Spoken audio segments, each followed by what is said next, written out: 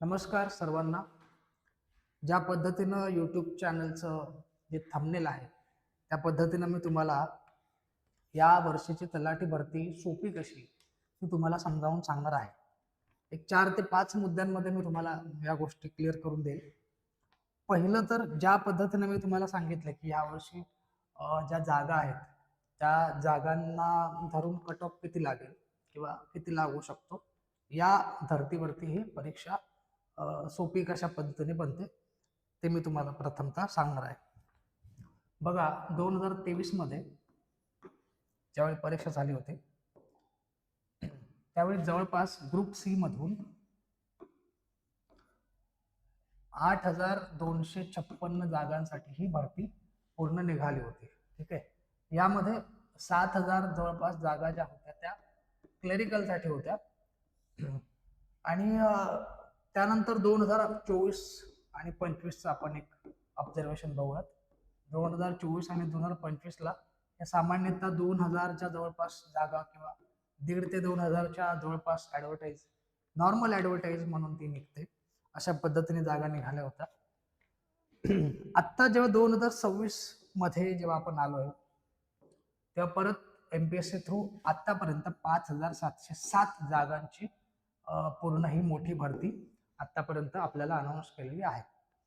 तर आता generally cut off किती लागतो, तर जेव्हा TCS नावाची संस्था तलाठीची परीक्षा घ्यायची तेव्हा जो कट ऑफ लागायचा त्याच्यामध्ये 100 प्रश्न, 200 मार्क आणि 2 तास निगेटिव्ह मार्किंग त्याच्यामध्ये नव्हती.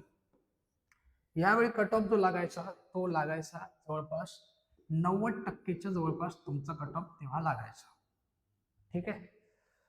पण यावेळी कसं आहे की यावेळी परीक्षा एमपीएससी कडे वर्ग केलेली आहे. एमपीएससी यावेळी परीक्षा घेणार आहे. तर एमपीएससी म्हटल्यावर पहिला आपल्याला भीती वाटते. ज्या लोकांनी एमपीएससीचा अभ्यास केलेला नाहीये त्यांना भीती वाटते. पण एमपीएससी कडे आल्यावर ही परीक्षा सोपी कशी झाली आणि काय झाली या गोष्टीचं मी शंकेचं तुमचं निरसन करतो. एमपीएससी जेव्हा परीक्षा घेते तेव्हा ती 2 टप्प्यामध्ये घेते. एक म्हणजे पूर्व परीक्षा आणि दुसरी म्हणजे मुख्य परीक्षा. आता आपण पूर्व परीक्षेच्या बाबतीत बोलूयात. पूर्व परीक्षेमध्ये ज्यावेळी 2023 मध्ये जवळपास 7,000 जागा होत्या, 8,256 जागा होत्या, त्यावेळी पूर्व परीक्षेचा जो कट ऑफ होता तो फक्त 19.00 आउट ऑफ 100 इतका लागला होता. यामुळे या 8,000 ज्या काही पोस्ट होत्या त्याच्यामुळे जवळपास 95,000 लोक मेन्सला आली होती. एमपीएससीच्या या पूर्व परीक्षा झाल्यानंतर मेन्स असते त्या मुख्य परीक्षेला जवळपास 95,000 लोक आपल्याला अपिअर झाली होती. आणि त्यानंतर त्यातून या 95,000 लोकांनी मेन्स दिली आणि त्यातून तिसरा टप्पा या परीक्षेचा होता तो म्हणजे टायपिंगची टेस्ट किंवा स्किल टेस्ट आपण बोलतो, टायपिंग टेस्ट. त्या परीक्षेला जवळपास 21,000 लोक अपिअर झाली आणि त्यामध्ये मग नंतर जे काही नंबर ऑफ पोस्ट होते आपल्या या 7,000 क्लरिकलच्या आणि सगळ्या मिळून 8,000 टोटल त्या भरल्या गेल्या.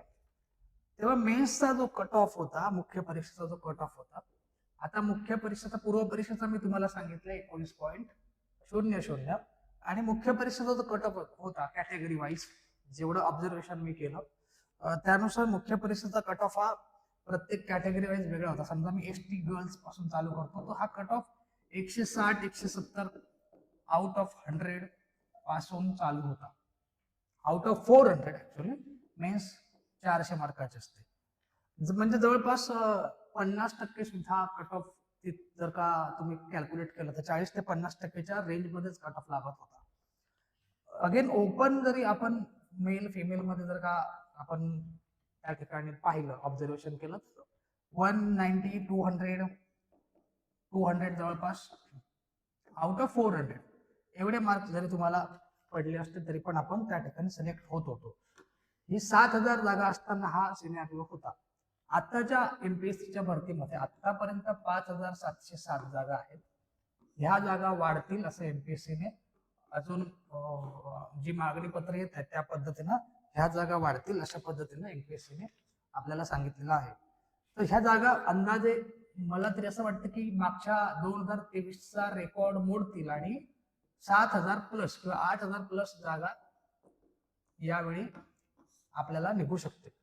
मग अगेन मग सिनेरिओ काय होईल, कट ऑफ कसा लागेल, मग प्रिलिमचा कसा लागेल, मेन्सचा कट ऑफ कसा लागेल. 90% जो काही तलाठीचा कट ऑफ लागायचा याच्या आधी 2023 मध्ये जी तलाठीची परीक्षा झाली होती त्याच्यामध्ये 90% म्हणजे 80 ते 90%च कट ऑफ लागत होता. 90च्या पुढेच कट ऑफ होता. तर तशी परिस्थिती आता होणार नाही, कारण तेव्हा एकच परीक्षा होती, 200 मार्काची एक परीक्षा होती. आता जो स्टेटस आहे, आता आपण 2 स्टेजेस मध्ये परीक्षा देणार आहोत. तर त्यामध्ये पहिली स्टेज आहे पूर्व परीक्षा आणि दुसरी आहे मुख्य परीक्षा. ओके, पूर्वमध्ये 100 मार्काचा पेपर असतो, 1 तास असतो आणि 100 प्रश्न असतात.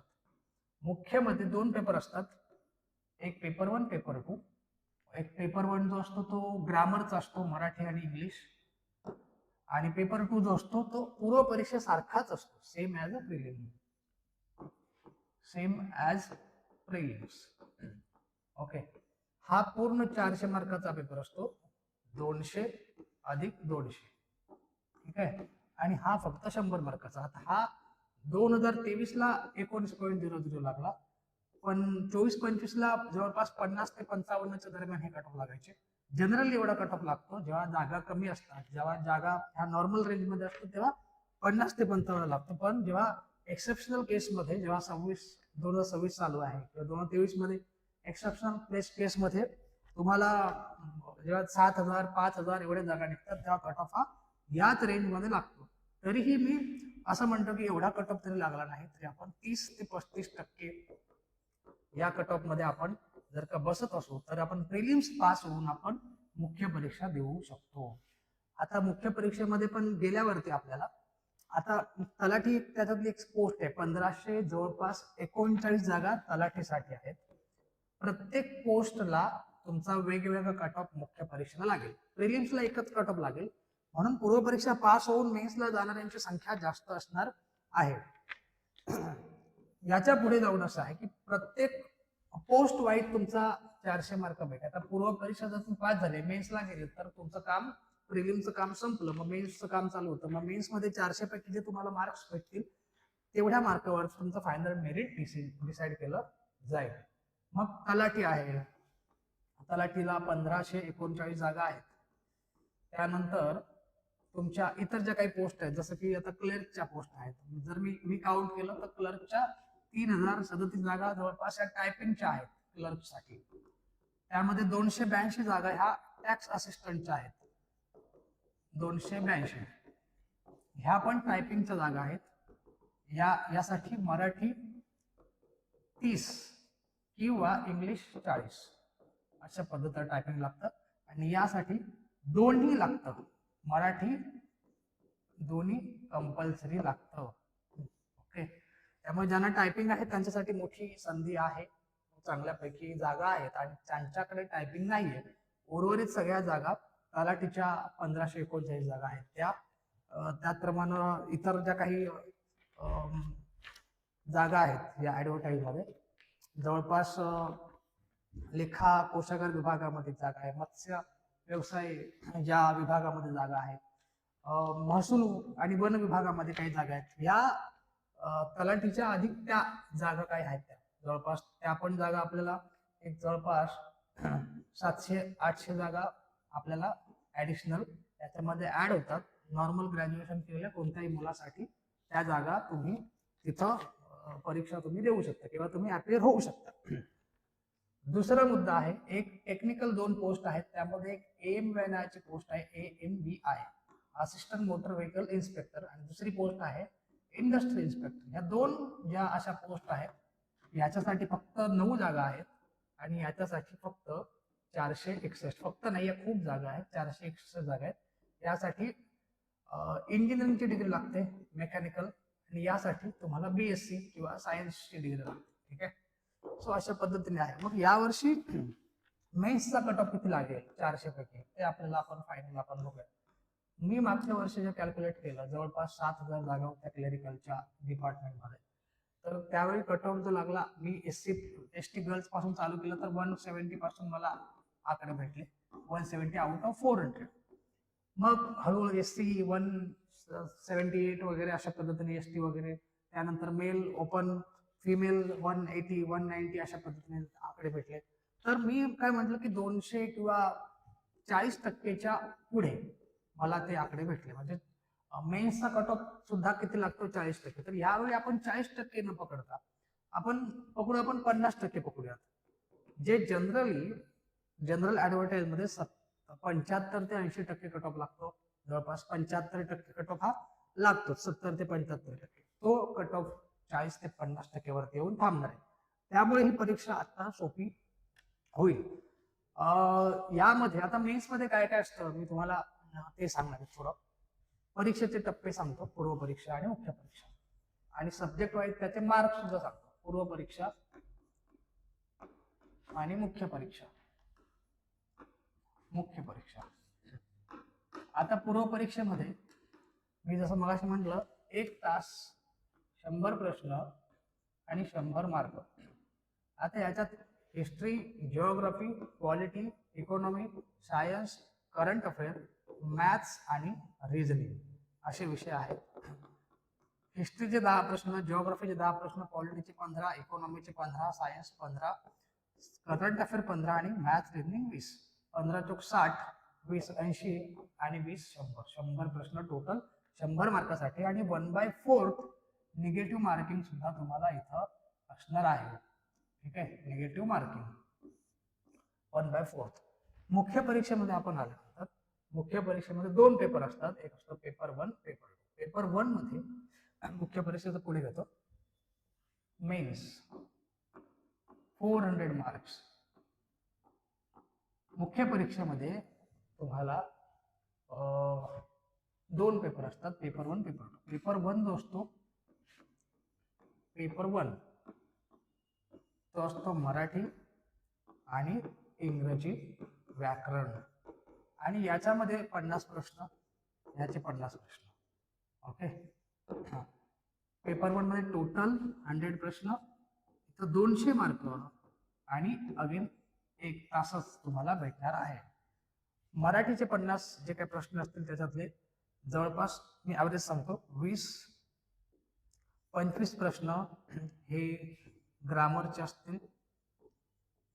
नाम, शब्द, जाती, शब्दांच्या जाती, सर्वनाम, विशेषण, क्रियापद वगैरे सगळ्या गोष्टी असतील. 20 प्रश्न, 18 ते 20 प्रश्न तुम्हाला शब्दसंग्रह या घटकावरती असतात. शब्दसंग्रह आता मी हे थोडस ढोबळ आकडा सांगितलेला आहे. आणि 5 प्रश्न जवळपास उतार्यावरती असतात. Same for English, grammar, vocabulary आणि पॅसेज कॉम्प्रिहेन्शन. आता इथं मुलं जास्तीत जास्त मार्क आपल्याकडे घेताना दिसतात. ह्या 200 मार्कापैकी तुम्हाला जवळपास 150 जवळपास मार्क्स यायला पाहिजे जर का चांगला अभ्यास असेल तर. पुढचा जो पेपर आहे तो पेपर 2. पेपर 2 हा सेम ॲज प्रिलिम्सच असतो. सेम टॉपिक्स असतात त्याच्यामध्ये. त्यामध्ये history, geography, polity, economy, science plus technology plus तुम्हाला RTI आणि RTS नावाचा ऍक्ट आहे. त्यानंतर एन्व्हायरमेंट आहे. नंतर मॅथ्स आणि रिझनिंग आहे. History 10, geography 10, polity 10, economy 10, science tech 20, RTS 30, environment 5, maths reasoning 22. Total 10, 20, 30, 40, 50, 60, 70, 80, 82, 10, 20, 30, 40, 50, 60, 80, 82, त्यानंतर हे 85, 5, 90. अजून 10 मार्क कुठे राहिलेत?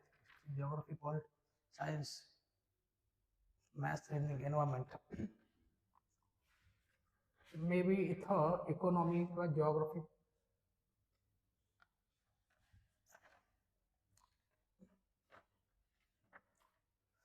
History, geography, polity, economy